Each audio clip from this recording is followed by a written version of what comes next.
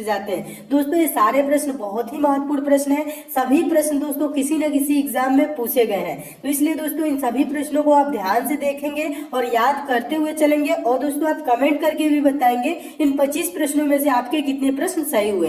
तो देखिए दोस्तों, पहला प्रश्न है, मोस्ट इंपोर्टेंट प्रश्न है, बहुत बार ये प्रश्न पेपर में पूछा जा चुका है। दोस्तों प्रश्न है, निम्नलिखित में से कौन सा प्रोटीन नाखूनों में पाया जाता है। देखिए दोस्तों, आपको बता दूं, जो केराटिन होता है दोस्तों, केराटिन नामक प्रोटीन होता है, वो बाल, नाखूनों और सींगों में पाया जाता है। तो इसका आंसर क्या हो जाएगा दोस्तों, ऑप्शन नंबर बी सही हो जाएगा। केराटिन याद रखेंगे, ये कहाँ पाया जाता है दोस्तों, बाल में, नाखूनों में और सींगों में। सींगों में कहने का मतलब है गाय का सींग होता है, भैंस का, बकरी का जो सींग होता है, उसमें भी ये पाया जाने वाला दोस्तों क्या है, प्रोटीन है। तो पूछ लिया जाए अगर जो प्रश्न आपसे कि बालों में कौन सा प्रोटीन पाया जाता है, तो उसका भी आंसर दोस्तों क्या हो जाएगा, केराटिन हो जाएगा। तो आप दोस्तों इस प्रश्न को जरूर याद रखेंगे क्योंकि ये प्रश्न बहुत बार पूछा जा चुका है। अगला प्रश्न देखिए दोस्तों, दूसरा प्रश्न है। दूसरा प्रश्न भी मोस्ट इंपोर्टेंट प्रश्न है और बार बार पूछे जाने वाला भी प्रश्न है।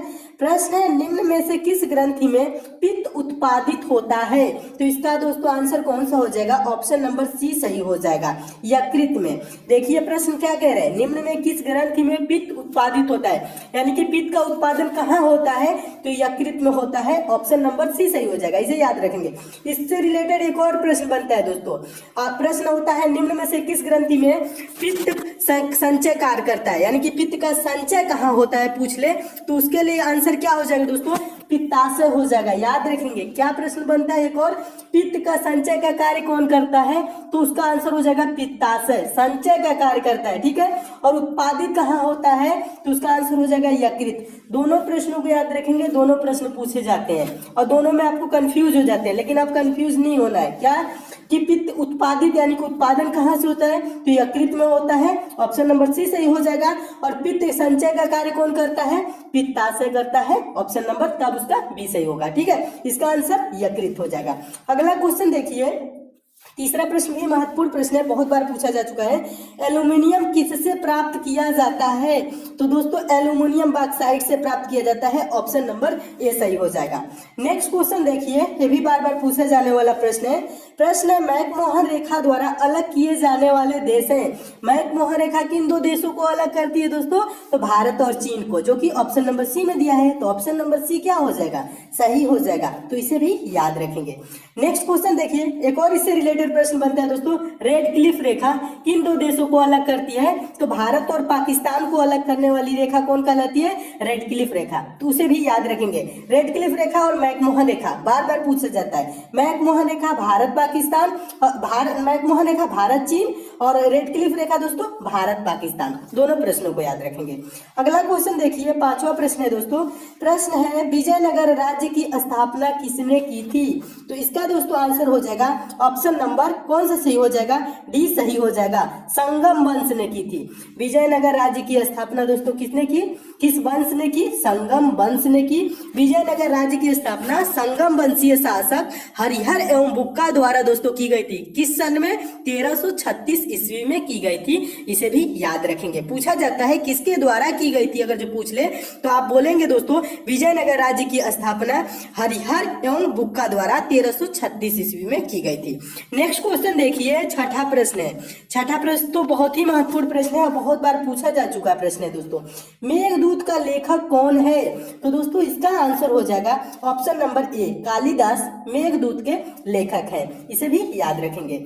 नेक्स्ट क्वेश्चन है दोस्तों, सातवां प्रश्न मोस्ट इंपोर्टेंट है, बार बार परीक्षाओं में पूछा जाता है। परीक्षाओं में इसलिए पूछा जाता है क्योंकि ये परीक्षाओं को डर हटाने के लिए जो आपके होते हैं परीक्षाओं के दिनों में, उसी के बारे में इस पुस्तक में लिखी गई है। पुस्तक का नाम क्या है दोस्तों, एग्जाम वॉरियर्स। पुस्तक के लेखक कौन है, तो इसका दोस्तों आंसर हो जाएगा option number D, Narendra Modi ji दोस्तों इसके लेखक हैं। एग्जाम वॉरियर पुस्तक के लेखक। एग्जाम वॉरियर पुस्तक में क्या बताया गया दोस्तों, कि परीक्षाओं के समय जो आपको डर लगता है, हिचकिचाहट होता है, भय लगता है, उन्हीं के बारे में कैसे डर को हटाया जाए, कम किया जाए, उसी के बारे में लिखा गया है, ठीक है। तो एग्जाम वॉरियर पुस्तक के लेखक कौन है, नरेंद्र मोदी जी हैं। याद रखेंगे, बहुत बार ये भी पेपर में पूछा जा चुका है। नेक्स्ट क्वेश्चन देखिए, अगला क्वेश्चन बार बार पूछा जाने वाला प्रश्न है। प्रश्न है शांत घाटी यानी साइलेंट वैली कहाँ स्थित है? तो इसका दोस्तों आंसर हो जाएगा ऑप्शन नंबर बी, केरल में। शांत घाटी कहाँ स्थित है? आंसर हो जाएगा केरल में, इसे भी याद रखेंगे। नेक्स्ट क्वेश्चन देखिए, नवा प्रश्न मोस्ट इंपोर्टेंट, बार बार पूछा जाने वाला दोस्तों ये प्रश्न है। प्रश्न है कहाँ पर दिन तथा रात सदैव बराबर होते हैं? तो इसका आंसर क्या हो जाएगा दोस्तों? चारों ऑप्शन को रीड करेंगे तो आंसर हो जाएगा ऑप्शन नंबर ए, भूमध्य रेखा। दोस्तों भूमध्य रेखा या विषुवत रेखा पे क्या होते हैं दोस्तों? दिन और रात बराबर होते हैं। इस प्रश्न का आंसर याद रखेंगे क्योंकि ये बार बार पूछे जाते हैं। नेक्स्ट क्वेश्चन है 10वां प्रश्न भी महत्वपूर्ण प्रश्न है, अजंता की गुफाएं किससे संबंधित है? तो आंसर हो जाएगा ऑप्शन नंबर बी, बौद्ध से। अजंता की गुफाएं किससे संबंधित है? तो इसका आंसर हो जाएगा बौद्ध धर्म से, बौद्ध से। तो बता दो दोस्तों, अजंता की गुफाएं भी पूछा जाता है, अजंता की गुफाएं कहाँ है? तो याद रखेंगे दोस्तों, महाराष्ट्र में है। ये दोस्तों 11वां प्रश्न है, 11वां प्रश्न भी महत्वपूर्ण प्रश्न है, बहुत बार ये भी परीक्षा में पूछा जा चुका है। प्रश्न है दोस्तों, दूध को मथने पर क्रीम अलग हो जाती है, इसका कारण है? किस कारण से दोस्तों दूध को मथने पर क्रीम अलग हो जाती है? तो इसका आंसर हो जाएगा ऑप्शन नंबर बी, अपकेंद्र बल के कारण दोस्तों दूध को मथने पर क्रीम अलग हो जाती है। तो इसे भी याद रखेंगे। नेक्स्ट क्वेश्चन है दोस्तों, देखिए आपका 12वां प्रश्न। 12वां प्रश्न बहुत ही महत्वपूर्ण प्रश्न है, बहुत बार भी परीक्षाओं में पूछा जा चुका है और ये बार बार पूछा जाने वाला दोस्तों प्रश्न है, इसे आप जरूर याद रखेंगे। प्रश्न है गरीबी उन्मूलन का नारा किस पंचवर्षीय योजना में दिया गया था? तो गरीबी उन्मूलन का नारा पूछ रहा है, तो इसका आंसर हो जाएगा ऑप्शन नंबर डी, 5वीं पंचवर्षीय योजना में दोस्तों गरीबी उन्मूलन का नारा दिया गया था। बहुत ही महत्वपूर्ण प्रश्न है, आप इसे जरूर याद रखेंगे। और दोस्तों ये भी पूछा जा सकता है कि 5वीं पंचवर्षीय योजना का कार्यकाल कब से कब था, यानी कि उसका समय कब से कब था 5वीं पंचवर्षीय योजना का? तो दोस्तों आपको बता दूं 1974 से 1979, कितने तक? 1974 से 1979 तक 5वीं पंचवर्षीय योजना का कार्यकाल था, इसे भी याद रखेंगे। नेक्स्ट क्वेश्चन देखिए, 13वां प्रश्न देखिए। प्रश्न है बाजार विनियमन प्रणाली आरंभ की थी, तो किसने की थी? तो इसका आंसर हो जाएगा ऑप्शन नंबर ए, अलाउद्दीन खिलजी द्वारा बाजार विनियमन प्रणाली आरंभ की गई थी। नेक्स्ट क्वेश्चन है 14वां प्रश्न देखिए, 14वां प्रश्न भी महत्वपूर्ण प्रश्न है। प्रश्न है सत्यशोधक समाज का संस्थापक कौन था? तो इसका आंसर हो जाएगा option number B, Jyotirao Phule. Satyashodhak Samaj का संस्थापक कौन था? ज्योतिराव फूले थी। इनका नाम भी दोस्तों आप जरूर याद रखेंगे, ये भी पूछा गया प्रश्न है। नेक्स्ट क्वेश्चन देखिए दोस्तों, 15वां प्रश्न है। 15वां प्रश्न है राष्ट्रीय आय क्या है? तो इसका दोस्तों आंसर हो जाएगा ऑप्शन नंबर बी, आय का कुल योग जो होता है दोस्तों वही क्या होता है? राष्ट्रीय आय होता है, इसे भी याद रखेंगे, ये भी कई बार परीक्षाओं में पूछा जा चुका है। नेक्स्ट क्वेश्चन देखिए, 16वां प्रश्न है। 16वां प्रश्न भी महत्वपूर्ण प्रश्न है। प्रश्न है सरस्वती सम्मान पुरस्कार किस क्षेत्र में दिया जाता है? और ये प्रश्न कैसा है दोस्तों? ये प्रश्न मोस्ट इंपोर्टेंट है। क्यों है? क्योंकि ये बहुत बार परीक्षाओं में पूछा जा चुका है और आगे भी आपके एग्जाम में पूछा जाएगा। ठीक है, सरस्वती सम्मान पुरस्कार किस क्षेत्र में दिया जाता है? तो इसका आंसर हो जाएगा ऑप्शन नंबर ए, साहित्य के क्षेत्र में दोस्तों उत्कृष्ट योगदान के लिए सरस्वती सम्मान पुरस्कार दिया जाता है, इसे भी याद रखेंगे।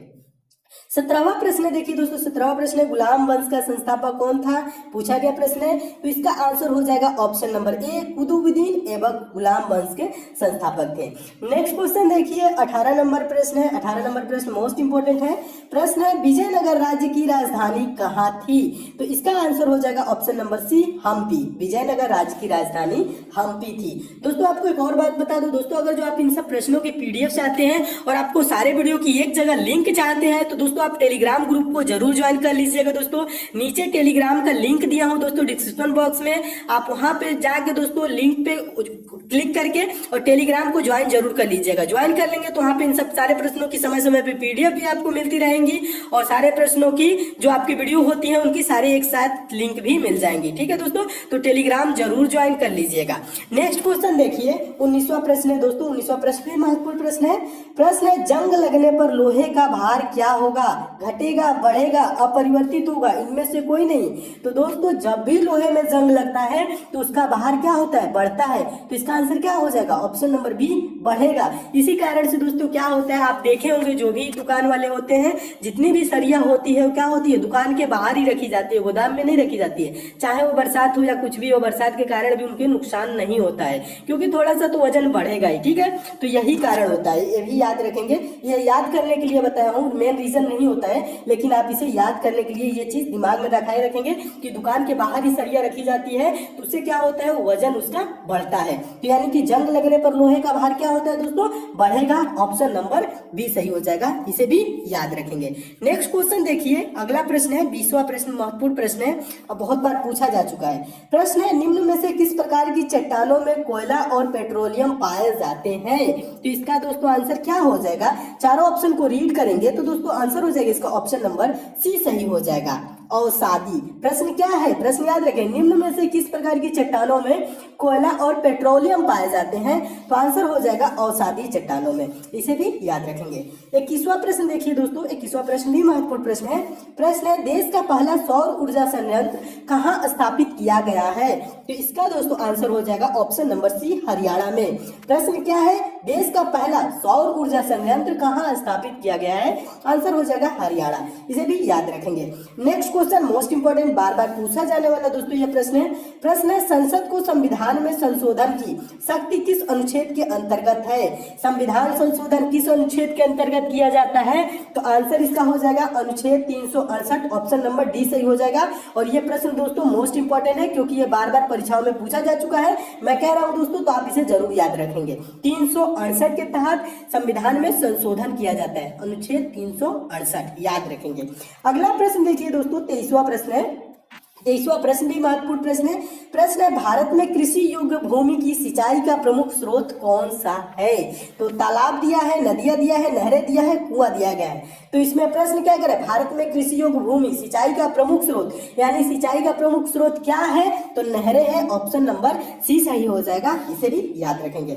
नेक्स्ट क्वेश्चन देखिए, 24वां प्रश्न मोस्ट इंपोर्टेंट, बार बार पूछा जाने वाला प्रश्न है। प्रश्न है, आनुवंशिकी का पिता किसे कहा जाता है? तो आंसर हो जाएगा दोस्तों, ग्रेगर जॉन मेंडल को आनुवंशिकी का पिता कहा जाता है। तो कौन सा ऑप्शन सही हो जाएगा, मेंडल दिया है, ऑप्शन नंबर बी सही हो जाएगा, तो इसे भी याद रखेंगे।